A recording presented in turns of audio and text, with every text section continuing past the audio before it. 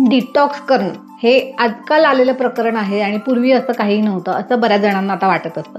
पण ॲक्च्युली पूर्वीच्या काही लोक हे डिटॉक्स नॅचरली करत होते, ते त्यांच्या रुटीनमध्ये होतं, त्यामुळे वेगळं असं महत्त्व त्याला देण्याची गरज पडत नव्हती. परंतु आता आपल्या रुटीनमधल्या बऱ्याचशा सवयीच्या गोष्टी या निघून गेलेल्या आहेत.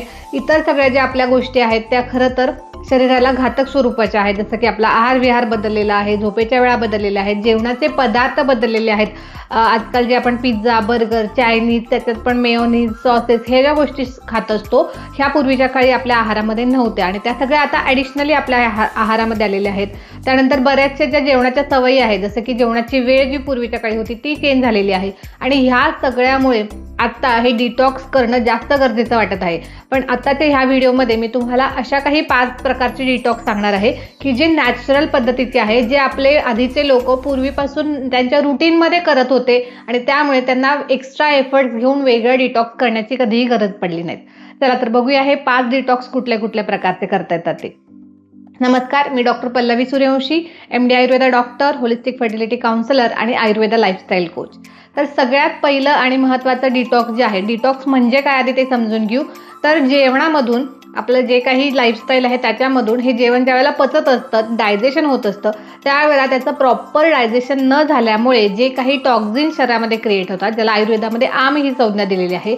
तर हा आम म्हणजेच हे टॉक्झिन्स आहेत आणि डिटॉक्स करणं म्हणजेच हा आम एकतर शरीरातून बाहेर काढून टाकणं किंवा शरीरातच त्याचं व्यवस्थित पाचन करणं. हे एवढं जरी केलं तरी सुद्धा आपल्याला हा डिटॉक्स छान प्रकारे काम करताना दिसून येतो. मग ह्यापासून वार्धक्य दूर राहतं, म्हणजेच अँटी एजिंग ॲक्शन व्हायला लागते, ग्लो छान यायला लागतो, स्किन जी डल झालेली आहे तो ग्लो छान यायला लागतो, उत्साह वाढायला लागतो, शरीरात सतत तुम्हाला आळस थकवा जाणवत असेल तर तो कमी होण्यासाठी मदत व्हायला लागते. तर ह्या सगळ्या गोष्टी हे आपण फक्त नॅचरल डिटॉक्स केले तरी सुद्धा होऊ शकतात.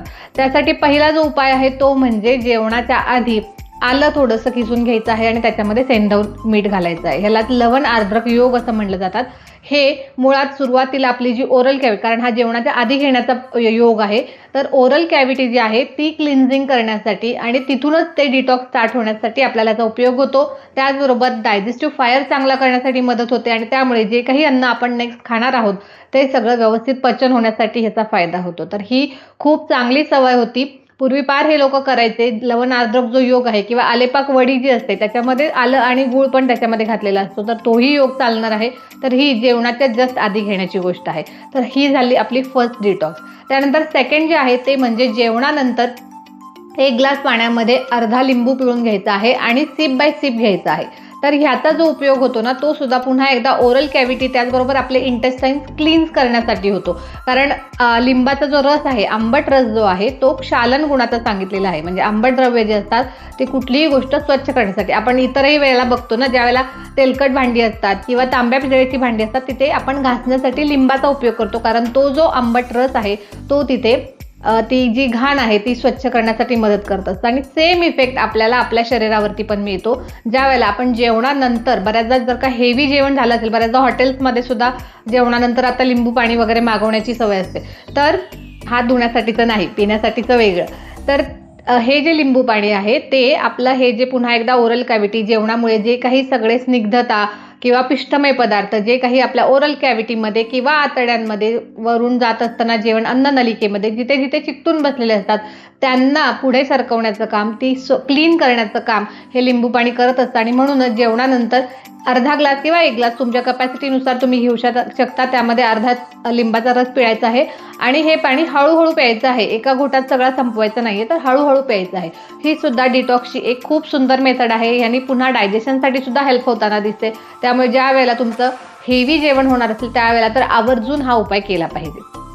त्यानंतर तिसरी डिटॉक्स जी आहे ती म्हणजे त्रिफळा पाणी. हे बऱ्याच लोकांना माहिती आहे.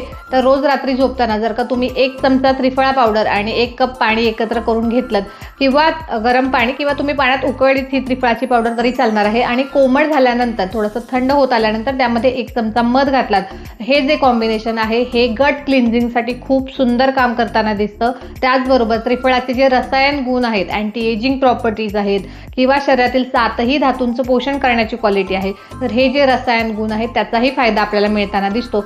फक्त एवढीच प्रिकॉशन घ्यायची आहे की हे कॉम्बिनेशन सलग घ्यायचं नाहीये. एक 15 दिवस 3 आठवडे घेतल्यानंतर पुढे 3 ते 4 दिवस आपल्याला मध्ये याला ब्रेक द्यायचा आहे. कारण त्रिफळा हा नॅचरली थोडासा वृक्ष गुणाचा असतो आणि त्यामुळे थोडासा ड्रायनेस वाढू शकतो. तर ह्याला एक उपाय म्हणून आपण ह्याच कॉम्बिनेशनमध्ये जर का 1 चमचा तूप घातलं तर मग आपण हे कंटिन्युएशनमध्ये सुद्धा घेऊ शकतो. तर हे सुद्धा एक सुंदर डिटॉक्स काम करतं.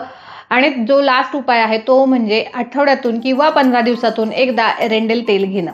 हे पूर्वीच्या काळी नियमितपणे लहानांपासून मोठ्यापर्यंत सगळ्यांना दिलं जायचं. आठवड्यातून एकदा किंवा 15 दिवसातून एकदा हा प्रोग्रामच असायचा. आणि हे एरेंडेल तेल जे आहे ते शरीरातील सूक्ष्मातिसूक्ष्म जे काही टॉक्झिन शरीरामध्ये साठलेले आहेत ते सगळं बाहेर करण्याचं काम करत असतं. त्यामुळे त्याचे इतरही खूप चांगले फायदे आहेत. पण डिटॉक्स दृष्टीने, गट डिटॉक्सच्या दृष्टीने त्याचा खूप चांगला उपयोग होतो. तर हे जे एरेंडेल तेल आहे ते तुम्ही आयदर रात्री झोपताना घेऊ शकता 5 ते 10 ml किंवा 15 ते 20 ml पर्यंत क्वांटिटी घेतली जाऊ शकते. यावरचा एक स्पेशल व्हिडिओ बनवलेला आहे, तो तुम्ही बघू शकता.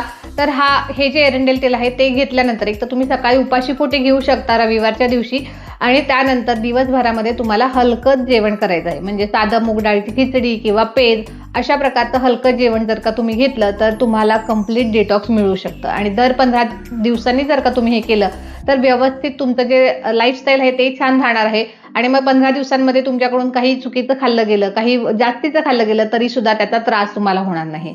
तर अशा ह्या खूप छान सोप्या डिटॉक्स पद्धती आहेत. ह्या जरी आपण फॉलो केल्या तरी पण मग आपल्याला फार मोठं काहीतरी डिटॉक्ससाठी करण्याची गरज नाही आहे. याचबरोबर एक सुंदर डिटॉक्स ड्रिंक मी तुम्हाला सांगते आहे, जे सकाळी उठल्या तुम्ही घेऊ शकता.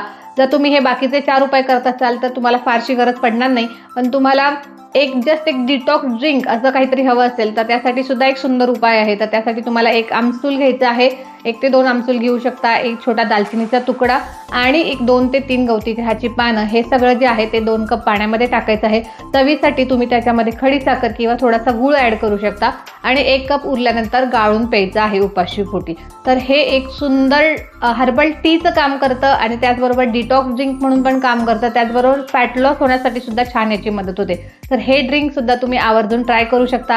यामुळे शरीरातील थकवा कमी होतो, फ्रेशनेस वाढतो, उत्साह वाढतो, भूक व्यवस्थित व्हायला लागते, झोप व्यवस्थित व्हायला लागते, ओव्हरऑल सगळं रेग्युलेशन व्हायला लागतं बॉडीचं. तर हे उपाय जे आहे त्यातला पहिल्यांदा कुठला उपाय तुम्ही ट्राय करून बघणार आहात, याआधी यातले कुठले उपाय तुम्ही ट्राय केलेले आहेत ते मला कमेंट करून नक्की कळवा. व्हिडिओ आवडला असेल तर नक्की लाईक करा, जास्तीत जास्त लोकांपर्यंत शेअर करा जेणेकरून त्यांना सुद्धा ह्या डिटॉक्सचा उपयोग करून घेता येईल आणि चॅनलला सबस्क्राईब करा. धन्यवाद.